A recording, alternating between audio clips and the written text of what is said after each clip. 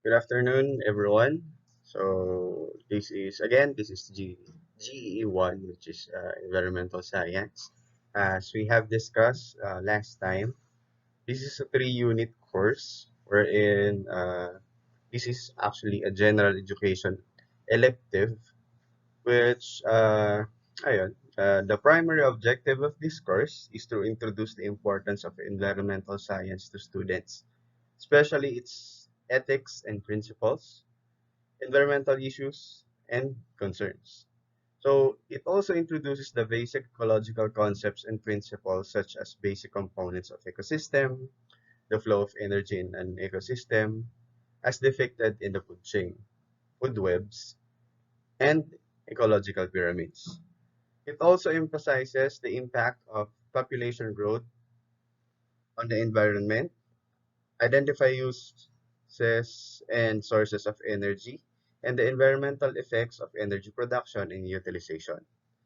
Lastly, it also aims to increase the awareness of you students on various environmental issues such as global warming, air pollution, water pollution, land pollution, dagdag na rin natin ang noise pollution, and thermal pollution. It also deals with the prospects for the future, which gives emphasis on approaches to solving environmental problems, the global environmental situation, and sustainable development. So, for this part of the course, we will be just discussing, kakaroon lang tayo ng konting introduction regarding sa kung ano yung mga concepts or ano yung mga bagay na kailangan muna nating alam regarding sa environmental science, like the definitions involved in this course, at ilang pang mga concepts na kailangan natin pag-usapan. Okay? So, uh, for this part or this juncture of the lecture, we will be simply discussing ecology and ecosystem, wherein we will look into the at most 5 decades for the environment. Bakit 5 decades na yung sinasabi ko? We will discuss that as we go along or proceed in this lecture. So, ito muna, for this part of the lecture, ay, hindi ko pala na-edit lahat. But in any case, we will summarize the history of ecology, define the areas of interest of ecology later on in the course, discuss ecosystem concepts and limits to species distribution and abundance, and lastly, explain ecosystem and energy flow. Medyo, pero dito sa video na to, ang i-discuss lang muna natin ay yung history of ecology at yung ilang basic concept behind ecology and environmental science. Okay. So, dun muna tayo sa brief history of ecological thought. So, for that, titingnan muna natin yung growth of concern for the environment. Kasi in the first few years of our industrial revolution, hindi pa siya agad yung concern. Okay? So the concern for environment grown in the last 5 decades, not only in the Philippines but worldwide. But pag sinabi natin 5 decades from now, nag-start lang siya medyo nung no 1960s, 70s ganyan. Doon lang nagsimula yung concept ng ecological thought. Wherein yung ecology or yung study of the environment is discussed under the discipline under the biology discipline, or yung sabi nga dito, whereas before 1960s this discipline was studied on by biology. So ano yung naging dahilan kung bakit nagkaroon ng growth or pagkakaroon ng awareness regarding sa environment? Kasi andyan yung tatlong yan. So titingnan nyo, meron diyang cellphone, meron diyang isang image or actually meme yan, tapos ito pang isang picture. So kung titingnan nyo actually, yung mga yan ay yan yung mga dahilan kung bakit nagkaroon ng growth dun sa ecological thought. Bakit? Kanyo? Itong first picture, actually, this is regarding the development of technology. Okay? Dahil sa development ng technology, nagkaroon ng mga issues regarding sa environment, gawa ng utilization natin ng resources from the environment. Also, the second part here, kung nababasa yun na, so, are you sure? I only remember creating two of them. Anong sinasabi dito? Actually, ang issue na dito ay yung ating population. Okay? There is a rapid growth on population due to yan nga, development of technology. Mataas ng life expectancy. So, meron na tayong medicine. So, dumami ng tao. By dumami ang tao, dadami rin yung gagamit ng technology. Pag dumami yung gagamit ng technology, dadami rin yung gamit ng resources.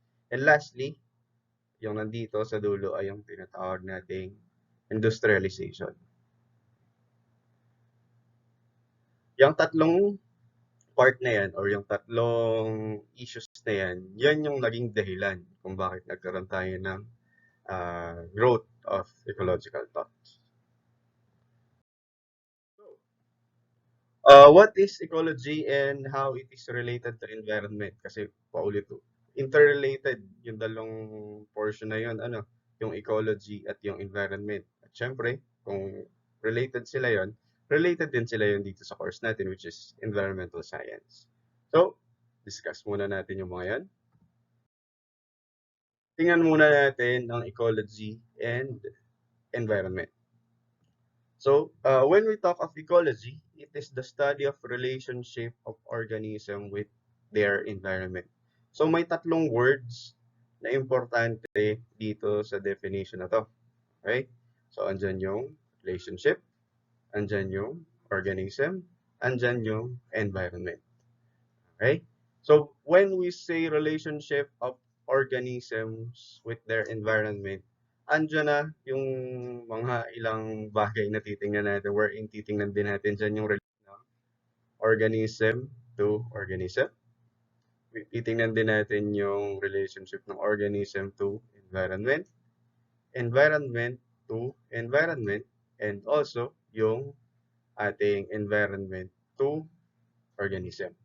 So, yan yung mga relationships na tinitingnan natin. Hindi lang basta sinabi na relationship of organisms with their environment ay yung organism at environment lang nag-i-interact. Titingnan din natin yung iba pang iterations or yung tinasabi natin relationship involved dun sa dalawang yan.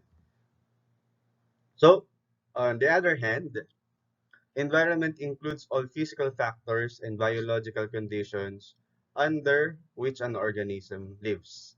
So, babalik tayo dun sa sinasabi ko. Physical factors, yan yung mga abiotic factors natin, like yung weather, yung soil, yung water, okay? And biological conditions, yan yung mga organism sa paligid ng organism. Okay? So, pwede yung organism with the same species, pwede rin other organisms within the community, and the like. Okay? So, ito yung ilang physical factors. Andyan yung temperature, moisture, soil, ionic concentrations, at mga kung ano-ano pang bagay. And for the biological conditions, we have there the plants, the animals, and the decomposers. Okay? So, yeah. Kung may questions kayo, huwag mahiyang mag-chat sa akin para uh, mabigyan natin ng kasagutan ng inyong mga katanungan. Okay. So, balik tayo sa ecology. Medyo, ayun din kasi, recent lang yung term na etymology, ay yung term na ecology. So, it is first used by Ernest Haeckel in 1866. Ecology means oikos, logos, from the Greek word or oikos, which means house, and logos means study of. Okay, Latin word logos. So, kung mapapansin nyo, 1866 lang. Ibig sabihin ba nito, recent lang na science ang ecology? Nung 1800s lang siya lumabas? Not necessarily. Ano. Na-coin lang yung term na ecology during that time, nung 1866, but not necessarily na nun lang siya na-discover. Okay? So, actually, pinag-uusapan na siya or there have been discussions regarding ecology na involved si Aristotle at saka yung kanyang associate na si Theophrastus noong 3rd century BC, where they already write or wrote about the relationship of organisms with the environment. Pero wala nga lang, kung baga, wala pang sinasabing common school or common school of thought regarding psychology. Okay? So, environment naman, it comes from the French word environner. Environner. So, hindi ko alam kung yun yung pagkaka-pronounce nila kasi alam nyo naman ng French. Foie gras, yung mga ganyan. Mga kudita. So, hindi natin alam kung ano, paano mismo binanggit yan. But it literally means to encircle or to surround. So, in that thought, here are some other definitions of environment. Nakadepende kasi ito sa kung anong construct ang pinag-uusapan natin. So, by construct, halimbawa, yung sa first natin, ito ay more on organisms. Okay? So, organism or group of organism, ito ay nakapaloob sa science. Okay? Dun sa next na definition natin, it is the complex of social or cultural conditions that affects an individual or community. This is the social aspect of environment. Another thing we have here includes temperature, precipitation, amount of moisture, and other physical and chemical and physical factors to which the organisms are exposed. Ito naman, it's more on the chemistry part, chem part, wherein under pa rin naman siya sa sa science, pero makikita nyo, magkakaibang construct yung pinag-uusapan nila. And lastly, it is everything that affect people or organisms during their lifetime. It's more on yung tinatawag natin na typical conditions. Kung ano lang yung nakikita natin sa environment. Parang kumbaga, ito na yung direct dictionary definition ng environment. Okay? So, lagay lang natin. Dictionary definition.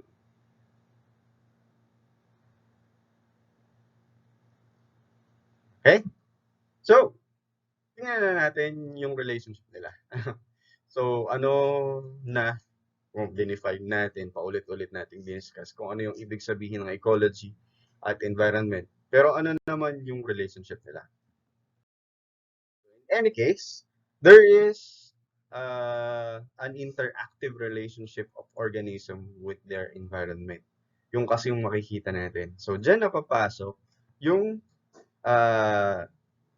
connection ng ecology sa environment. Okay? So, organisms get their need from the environment. Okay? Extraction of materials from the environment. So, gawa nung need nga ng organism yung materials. Tapos, ang organism, magpuproduce siya ng deposit or yung tinatawag nating extraneous products na ibibigay niya ulit sa environment. Then, nagkakaroon ng modification ng environment. So, nakikita nyo, dun yung paulit-ulit lang yan. Kukuha ulit yung organism ng materials from the environment. Yung sobra dun sa materials na hindi nila kailangan, i-deposit ulit nila pabalik sa environment. At dahil doon, magbabago yung environment. Nang mababago ulit yung way kung paano magpo-procure yung organism ng materials mula dun sa environment. So, actually, nakalinya lang to, pero actually this is a cycle. So, ito yung ilang example or ilang, let's say,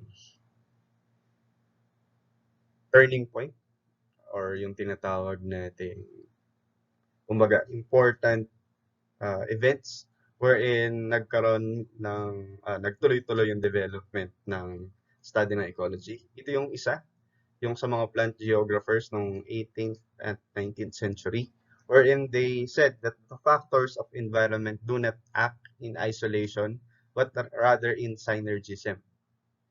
This means that the effect of one factor reinforces the effect on the other. So actually, medyo related na to rin sa tinatawag nating positive feedback.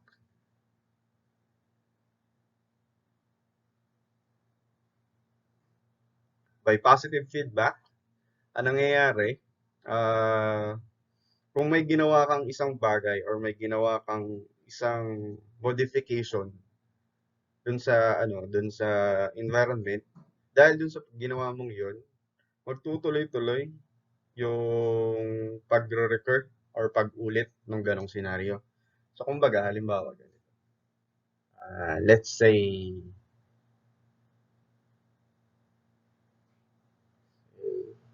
yung contribution ng paggamit ng CFC or chlorofluorocarbon ng mga aircon.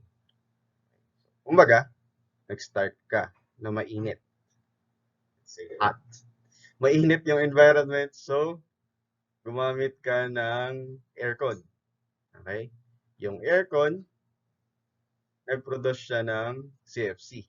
At dahil doon, lumala yung global warming. Okay?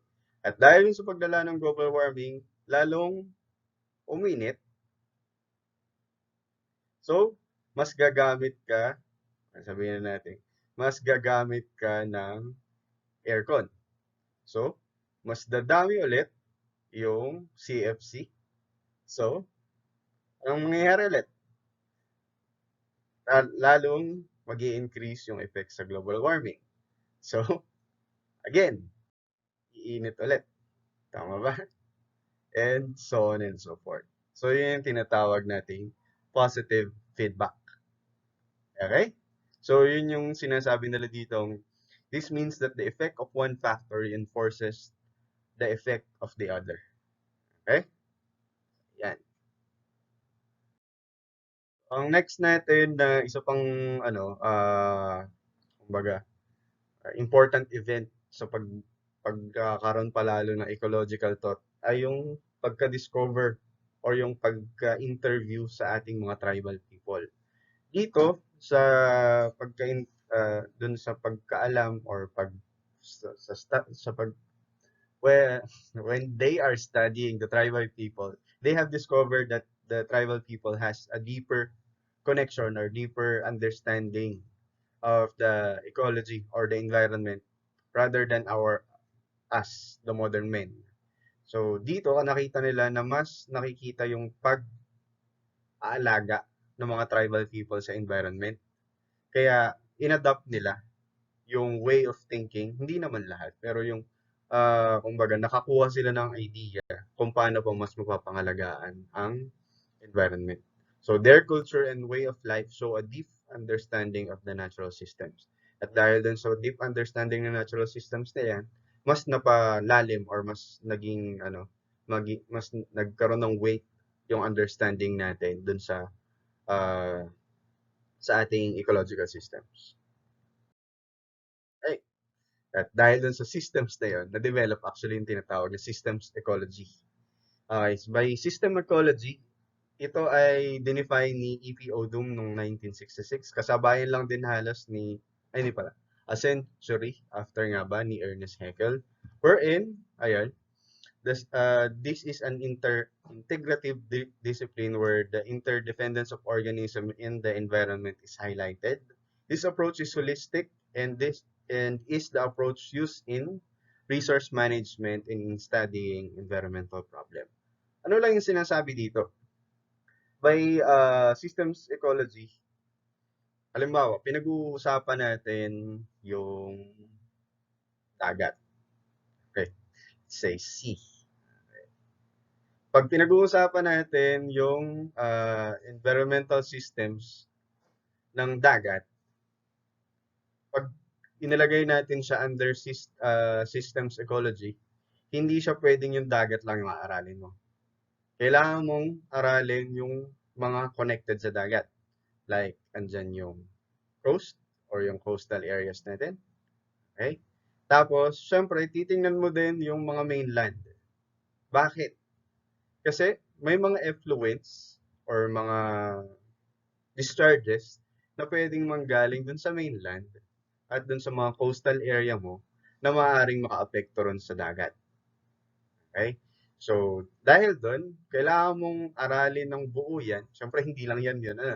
Kailangan mo pang tingnan yung iba pang bagay like anthropological, yung anthro natin, which means yung human effects dun sa environmental system natin na yan.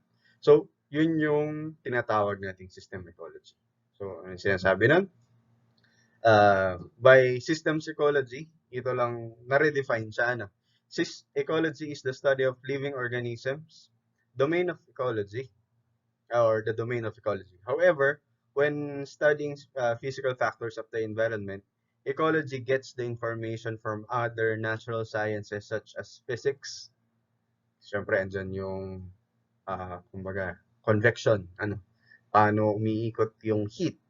Paano nagkakaroon ng ganitong wind systems? Bakit may monsoon? Nandyan yan sa physics.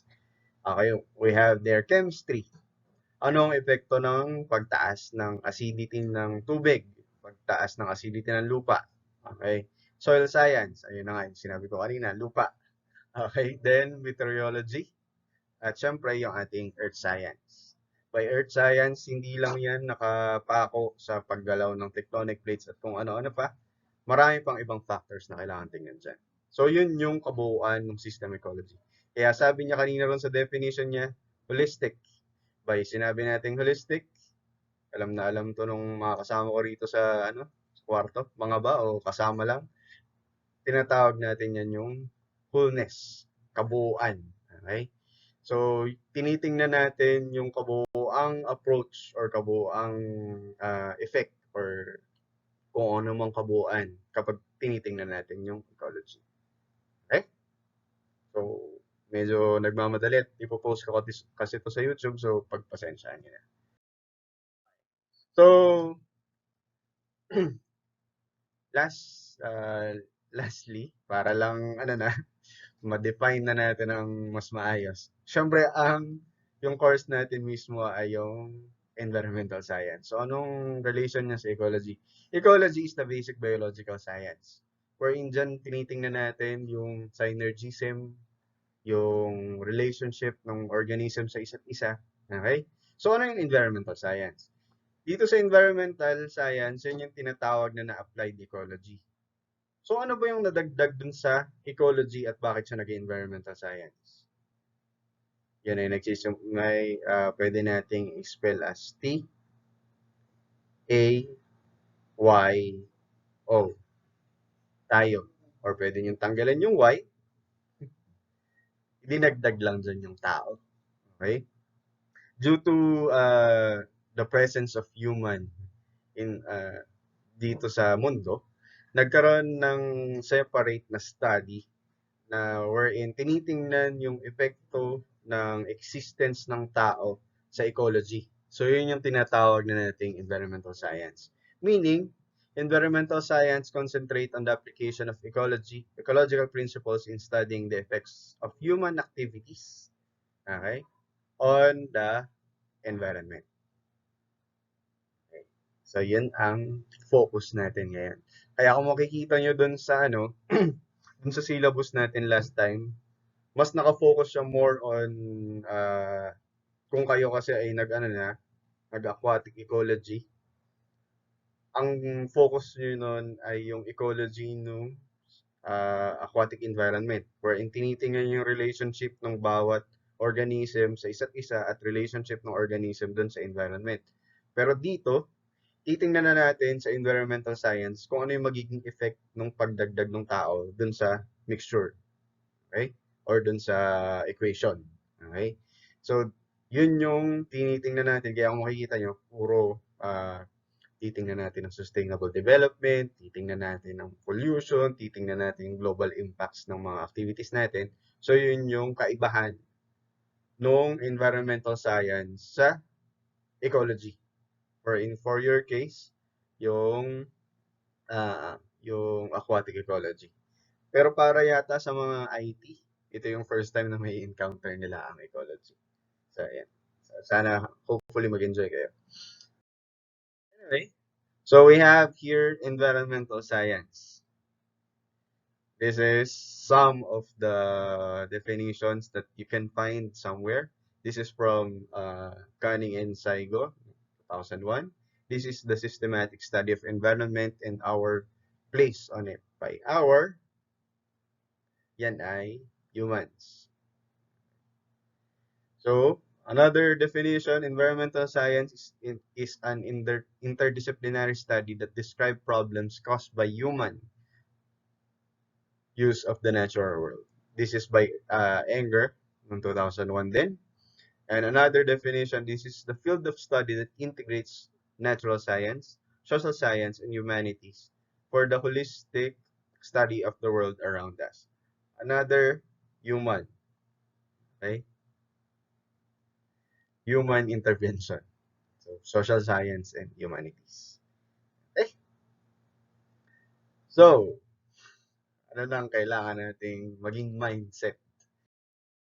So, sa environmental science, sa notebook nyo muna, sa inyong notes na lang muna, pakisagot na lang muna nito. Okay? So, environment has a very broad concept that includes almost everything present around the organism.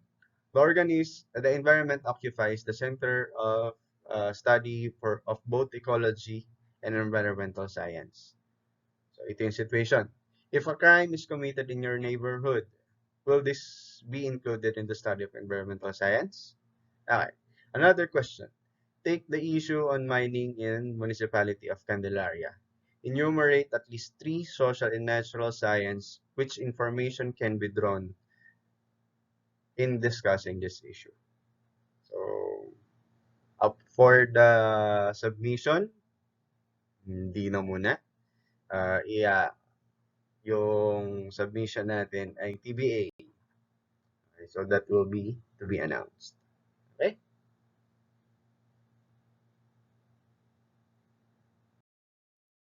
So, diretso na tayo sa importance ng environmental science. Okay, so ito ay medyo mabigat-bigat. Okay. So, medyo mapaisip kayo ng kaunti dito sa part na to. Okay, so for this lecture, I will be uh, I will be presenting at least 5 importance of environmental science. Okay. So for the first importance of environmental, we have here understanding the natural world, both bio, physical, and social processes operating the world. So, yun yung titingnan natin kung ano yung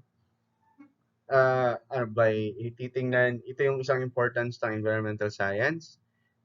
Mas makikita natin yung natural world using the biophysical factors and social processes.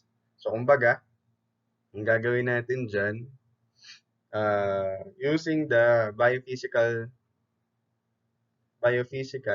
processes plus yung social processes, magkakaroon tayo ng understanding ng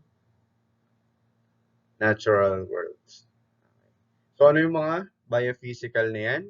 So, pwede nating tingnan dyan yung biological mismo. Okay? By biological, and dyan papasok yung mga mga organisms at saka yung relationship ng organisms sa isa't isa. Then, yung isa pa ay pwedeng yung mga physical. By physical, titingnan natin dyan ng physics. Titingnan natin dyan ng chem at kung ano-ano pang bagay. And for social processes, pwedeng andito yung kung paano nag-work mismo yung society. Kung paano nag-work yung nation. Ano yung view view nila regarding sa environmental science at kung ano yung practices nila involving environmental science. So, yun yung pwede nating tingnan dyan as social processes. So, using that, adding that, all of that, or makukuha natin yung understanding ng natural world. Another importance is appreciating the role of technology in our society and its capacity to alter natural processes as well as solve problems caused by human impact. Isang pwedeng maging example dito nung use or yung role ng technology in our society para dun sa natural processes ay halimbawa na lang, familiar ba kayo sa COTS? Ang COTS ay isa sa mga peste na alam natin or yung tinatawag natin na crown of thorns starfish. Wherein itong crown of thorns starfish, kumakain sila ng corals. Ano? So ano ba yung sinasabi nating role of technology? Ngayon, meron na tayong mga robot using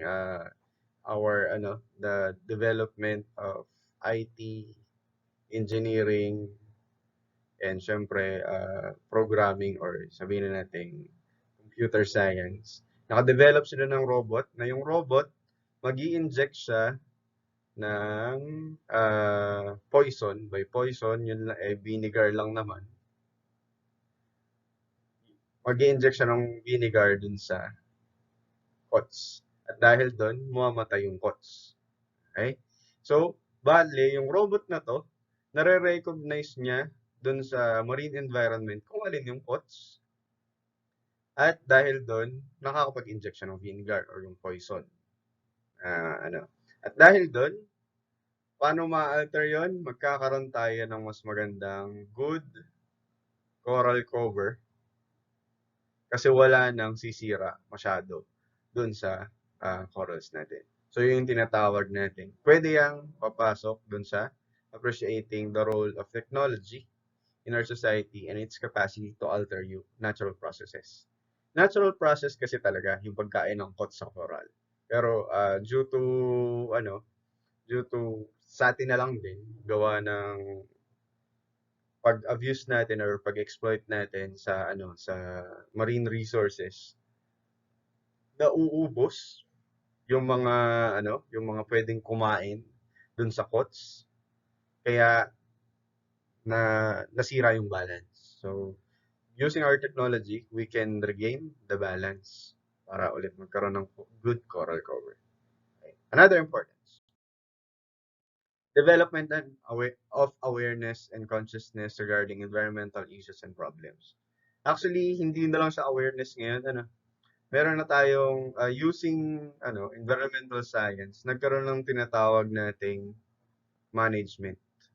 Magkakaibang type yung management na pwede nating sabihing management kung paano ma-address yung environmental issues na yan. Hindi na lang awareness and consciousness yung nangyayari. Wherein, using that management, na-address, using this management practices, na-address yung ating environmental issues and problem. Okay? So, in any case, yung sinasabi niyang awareness, dahil kasi rin sa development ng environmental science, nagkaroon na ng maraming study regarding sa kung paano poprotektahan ng environment, kaya na-develop yung tinatawag na nga nating management. Okay? So, ano yung mga example ng management na yan? Kung naririnig niyo yung MPA, hindi ito yung mga namumundok, NPA yun. Okay? So, yung tinatawag nating Marine Protected Area. This is an example actually of a management. Okay?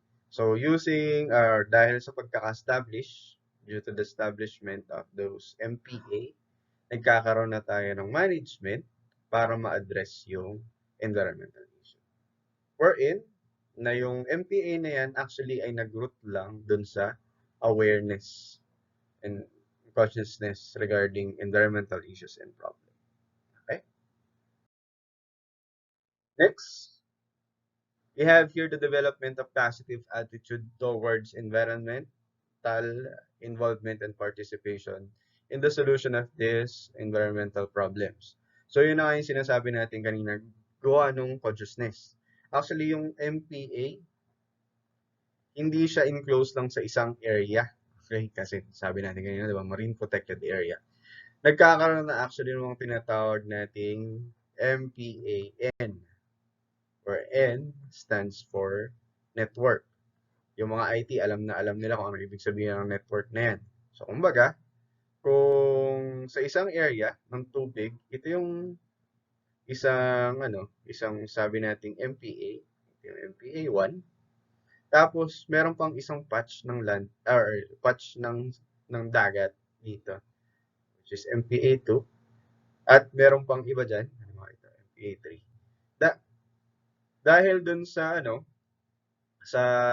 awareness, nagkaroon na ng drive na ibuo ito as isang network wherein itong buong area na to na kung saan napapaloob yung MPA 1, 2, 3 ay ginagawa na nilang network.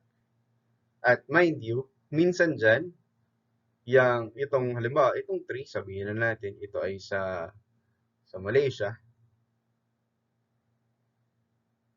ito ay sa ibang bansa, let's say, ito ay Philippines, ito.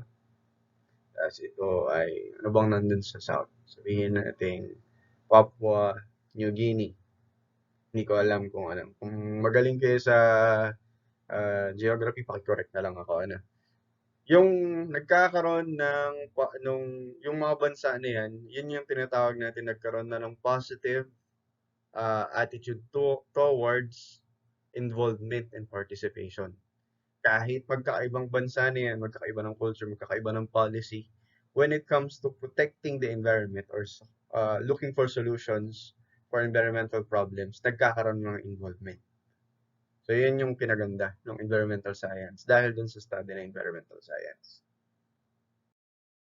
Lastly, understanding the complex social processes that characterize human population. Itong complex social processes na yan, saka ako na i-discuss kasi yan yung sobrang dami ng tinatawag nating social processes. Pero isa na dyan yung tinatawag na nating pag-establish ng mga protected areas.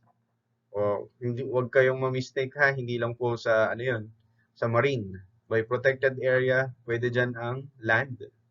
Pwede rin dyan ang marine or yung land, by land yung tinatawag nating terrestrial. Okay? Hindi yan kapakulang sa marine. So, ano yung mga iba pang social processes? Pwede rin dyan pumasok yung mga treaties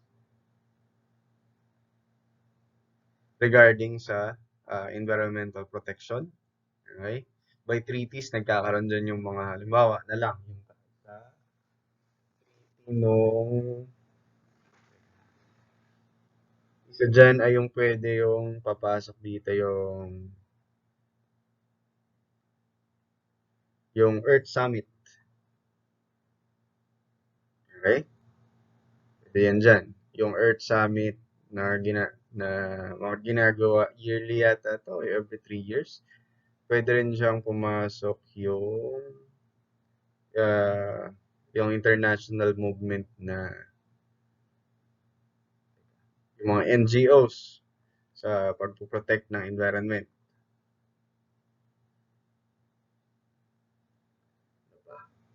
Dyan din yung move ng government dito sa Pilipinas, yun yung tinatawag nating NAIPAS. Okay? Isa yung law wherein napaloob dyan sa law na yan. Actually, may bago ng version yan, yung e-NAIPAS. Capital yan lahat, sorry. Yung wherein dyan, diniscuss nila kung paano mag-fall sa isang category, yung isang protected area para maprotektahan, wherein popondohan siya ng national environment. So, yan yung ilan dun sa mga complex social processes na nangyayari. So, I'll leave you there, yung limang importance ng environmental science. So, ito na yung malaking question. What can the society do to protect the environment? Actually, madami nang ginagawa ang society. Pero isa sa mga pinakamalaking move na ginawa ng society ay ito. Naalala niyo pa ba to? Yung mga IT baka hindi pa na-encounter ito. Or ito. Naalala niyo pa yan? Ano kaya yan? Para dun sa mga nakakaalala, ito yung tinatawag nating Sustainable Development Goals. This is actually developed by UN or United Nations, wherein dito sa Sustainable Development Goals, dinefine nila kung ano yung, hindi lang ito para sa environment, para ito sa, pag sinabi nating development goals or sustainable development goals, babalik ka ron sa, sa definition ng systems ecology, babalik ka ron sa definition ng environmental science, everything, holistic. Yun yung target ng UN. Magkaroon ng isang holistic na way or holistic na view regarding sa kung paano tayo magkakaroon ng development. Wherein walang magugutom, walang poverty, pero, ah, tawag dito, may equity yung, yung yaman ng bawat nations. Okay? Ah, merong access sa medicine, may access sa mga buildings and stuff, may access sa energy, pero dapat mapoprotektahan din yung environment, yung social context natin, at kung ano-ano pa. Nandyan yan sa Sustainable Development Goals. Okay. By Sustainable Development Goals, actually, merong tatlong, may pillars na tinatawag. May pillars na tinatawag ng sustainability or yung tinatawag nating pillars of sustainability. Tatlo yan actually. Okay? So, pwede natin gawin yan dito. Hindi ko pala na ilagay dito. Andyan yung social sustainability. Andyan yung economic sustainability. And also, we have there the environmental sustainability. Okay. So, yun yung tatlong yan. So, paano kung hindi lahat yung tatlong yan ay na-achieve? Halimbawa, tingnan natin. Kapag yung social at yung economic lang yung tinignan natin. So, halimbawa, pag ginawa natin yan ng Venn diagram. Ay, nakakaalala pa kaya ng Venn diagram? Yan. Pangit. Yan. Okay. Tapos, yan. So, kapag yung social at yung economic lang ang na-achieve, yan yung tinatawag nating hindi yan sustainability. Yan ay equitability. Equitable lahat.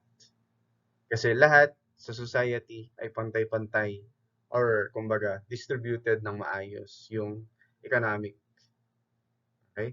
So paano kapag yung economic at environmental lang tinignan natin? Yan yung tinatawag nating viable. Pero hindi natin kinonsider yung social construct. Meron tayong pwedeng mayaman at maganda yung environment, pero not distributed socially yung yaman na yun. Okay? So, paano kapag social at environmental? Okay? Yan yung tinatawag na nating bearable. Bakit bearable lang? Bearable kasi hindi mo isinama yung economic. Sakto lang. Okay? Na yung use ng environment, maganda yung environment, maganda yung distribution ng environment sa social construct natin, pero hindi maganda, hindi mo isinama or consider yung economy bearable kasi hindi magiging equal or hindi magiging maganda yung distribution ng wealth. So, saan tayo magpo-fall ngayon dyan? So, magpo-fall tayo dyan. Dapat, pag sinabi natin sustainable, doon tayo sa may gitna, yung part na yan.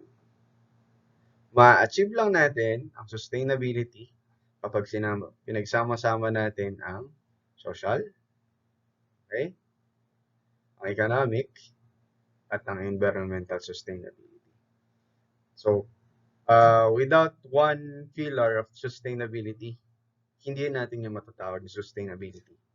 So, ulitin ko lang, kapag ang pinagsama lang natin yung social sustainability at economic sustainability, that is not holistically sustainable. That is equitable. Okay? Pag pinagsama natin yung economic at yung environment, hindi yan sustainable. That is viable. Kapag pinagsama natin yung social at environmental, that is bearable. Okay? Hopefully, malinaw yan. But anyway, kung magse-search kayo sa net, meron pang iba pang pillars ng sustainable society, pero more on nakafocus lang siya sa environment. So, hindi siya purely sustainable.